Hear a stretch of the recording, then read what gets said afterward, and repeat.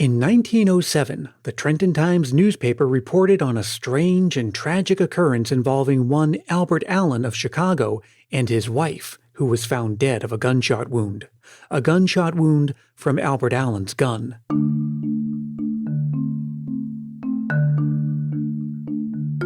Now, if you've ever read a detective novel or watched an episode of Law and Order, you know that when investigating a suspect for homicide, you're looking for three things: the means, motive, and opportunity. Albert Allen certainly had the opportunity. He and his wife lived together, naturally, and she was shot while she slept. He had the means because he owned a gun. But did he have a motive? Well, possibly. And while we don't have the details of their life together, he denied any of the common motives in cases like this, like a fit of rage, or jealousy, or attempting to collect on a life insurance policy. No, Albert Allen made a rather unusual claim. The mince pies made him do it. The newspaper quoted him as saying, "I ate 3 pieces of mince pie at 11 o'clock and got to dreaming that I was shaking dice. The other fellow was cheating and I tried to shoot his fingers off. When I awoke, I was holding a pistol in my hand and my wife was shot." Now, I have a feeling that old Albert Allen was making an excuse, and an absurdly flimsy one at that. But what's surprising to anyone listening nowadays is that blaming mince pies was something that anyone would even think to try back in 1907. And if you think that's surprising, well, we are just getting warmed up. Because the mince pie is one of the least understood, most maligned, and sometimes subversive Christmas traditions we have. And yet, it's still here. With its pastry crust and spiced and often boozy fruit filling, it's a survivor. And its story touches on hallucinogens, prohibition, food preservation, the Puritans, and a Christmas dessert with a bad boy reputation. A dessert that's as American as mince pie. I'm Brian Earl. This is Christmas Past. There's a poem from 1573 that describes the ideal Christmas dinner. And in it, the poet refers to shred pie.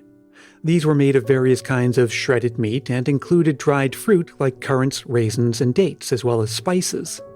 But of course, these shred pies, which were also sometimes known as mutton pies and would later be renamed mince pies, didn't start out as strictly Christmas fare. I mean, if we're talking about mince pies, the general idea of mince pies being sort of a sweet, fruity, kind of boozy sometimes, maybe a bit of meat at the beginning mixed in, that idea is pretty old. Definitely predates the association of mince pies with Christmas. That's Nikki Greenwood, a journalist who's written about mince pies for the BBC. By the time you get to Samuel Pepys's era, so just after the interregnum, mince pies do seem to be a sort of winter thing, and they tend to fall in December and January. And, of course, the transformations from everyday pie to Christmas pie, as well as the rebranding from shred pie to mince pie, aren't the most dramatic changes in its evolution. It is striking, right, that all the recipes at the beginning are very like you take your ground meat and you take ground up eggs. It's full of meat. What we have now, there's no meat. To understand how this happened, you need to forget what you know about pies for a moment. Nowadays, we have our 2 basic kinds, sweet and savory. They're either filled with some kind of fruit or custard or meat. They're usually wide and shallow and have some kind of pastry crust on the bottom, and sometimes, but not always, a crust on top too. And nowadays, the crust and the spices and the flavoring are all meant to be part of the texture and flavor. But all of that is comparatively new. If you're interested in reading old cookbooks, you eventually start to notice all these recipes for things that they're calling pies. The crust doesn't sound all that good. It's just water and flour, and eventually maybe there's some lard, but it becomes clear that initially pie crusts were thought of as a preservation tool. You would make this thick layer of dough, and you'd line a pan, and then you would fill it with something, usually meat, and then you would bake it until it was hard, and you would pour in through a steam hole that you had cut in the top crust some liquid fat. And when it solidified, that was airtight. Dried fruits and spices were as much about preservation as they were about flavor. And they were the go-to until another commodity with similar preservative qualities became much cheaper and more widely available: sugar. And from there, the meat was gradually phased out in favor of a purely dessert-like spiced fruit pie. By 1747, which is when Hannah Glass wrote The Art of Cookery, which is a really useful tool if you're looking to understand English cookery, the evolution of English cookery, she describes how to make a mince pie, and she doesn't actually mention meat until the end. She says you take currants, raisins, suet, sugar, lemon, orange peel, red wine, you make this mixture. And then she says, if you choose meat in your pies, parboil a neat's tongue, peel it, and chop the meat as fine as possible. You don't have to put meat in this pie. It can just be sweet. By 1861, Mrs. Beeton's Book of Household Management, which is another really useful source, has a sweet meat-free recipe and a meat recipe. You can choose which one you want. 20 years later, by the Victorian era, it was kind of uniformly sweet. The fact that mince pies made it into a 1747 cookbook is something of an achievement in itself. Or at least that's a popular interpretation of events, because back in the previous centuries, when England was under Oliver Cromwell's puritanical government, all things Christmas were quashed. Christmas celebrations were closely associated with popery in the Catholic Church as far as the Puritans were concerned. And maybe you've even heard the common assertion that mince pies in particular were made illegal. There's quite a lot of pretty fanciful articles and blog posts out there saying that, mince pies were made illegal during the time of Oliver Cromwell. And, those laws have never been repealed, and so mince pies are technically illegal. But that's actually, the more I read and the more I actually tried to figure out, okay, but which laws are we talking about, the more I realized that's not true. What is true is that the Puritans were pretty anti-Christmas, but they didn't actually make mince pies illegal. That appears to date from some later works, basically, where people who had an incentive to paint the Puritans as kind of ridiculous. But plenty of people would ridicule mince pies too. That would happen here in America in the 19th and early 20th centuries. Here's the interesting thing. Before apple pie was considered the one true American pie, mince pie held that title. It was eaten during the holiday season, of course, but also year-round, and was part of the national identity. According to some, developing a taste for mince pie was proof of assimilation to American culture for immigrants. It was a morale booster and a comforting taste of home sent to American expeditionary forces in World War I. And its popularity and longevity are surprising, given that it was commonly thought to cause severe indigestion, hallucinations, and vivid nightmares. In an issue of the Women's Home Companion, one article states that, quote, positively no stomach can digest mince pie without injury, and no intelligent woman in these enlightened times serves it to her family. There were newspaper cartoon strips mocking mince pies, sermons describing them as, quote, very white and indigestible upon the top, very moist and indigestible at the bottom, with untold horrors in between. There were recommendations to eat sand from the shores of Lake Michigan to prepare the stomach for eating them.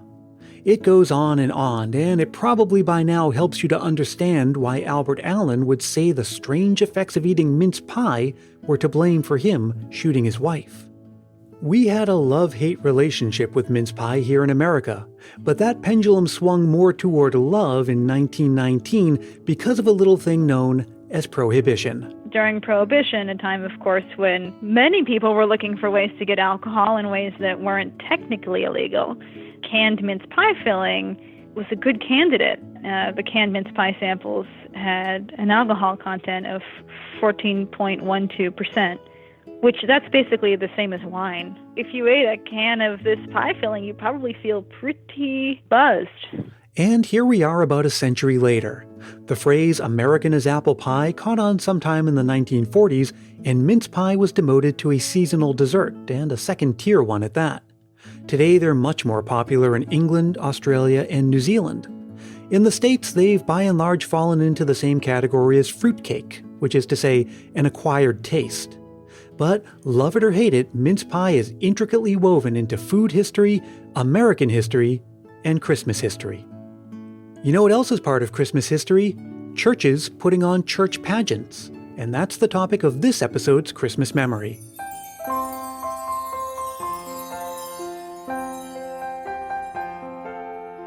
If you've been following the season so far, you'll know that the Christmas memories are going to work just a bit different this year, and that's because I'm recording most of these episodes in the summer, when it's still too early to ask you to send them. And I'm doing that because come November, we'll be welcoming a new member to the Christmas Past family and to the household here at Christmas Past headquarters. So in many of these episodes, like this one, the Christmas memories you'll hear will be from yours truly. But I want you to hear me loud and clear. I still want to include your Christmas memories later this season. There's still time to send them, and there's still a place to include them in the episodes that arrive closer to Christmas Day. So as always, the thing to do is record a voice memo into your phone and send it to christmaspastpodcast@gmail.com. Just keep it reasonably short, clean and family friendly, and be sure to say your name and where you're from. Now, the year of my very first Christmas, I appeared in a Christmas pageant at the First United Methodist Church, the church that my mother's family attended in Stoughton, Massachusetts. My birthday is in May, so come December, I was just the right age to play the part of baby Jesus in the church's Christmas pageant. There is a picture tucked away in a photo album somewhere of me wearing swaddling clothes and held in the arms of a teenaged girl dressed as Mary, and surrounded by a scene with hay spread on the floor and a manger in the foreground and other props made to set the scene of a stable behind an inn in Bethlehem.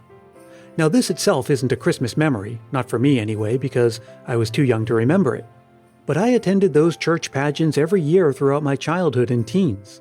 There would be singing, pipe organ music, candlelight, and at the end, everyone got a candy cane. But the pageant was the main attraction. It was acted out mostly by kids and teens from the church, and on at least one occasion, that I remember, it included live animals. Right there on the altar of the church, goats and sheep and maybe a donkey, but I'm not sure.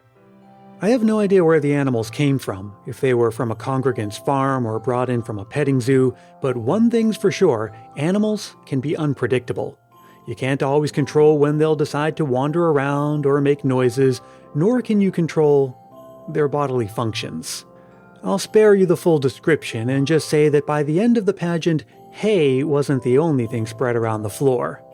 What I remember most about that year's pageant was a packed room of adult congregants doing their best to suppress giggles as the younger ones pointed and shouted, and the performers, the human ones I mean, did their best to remain composed and dignified and carry the story to its conclusion.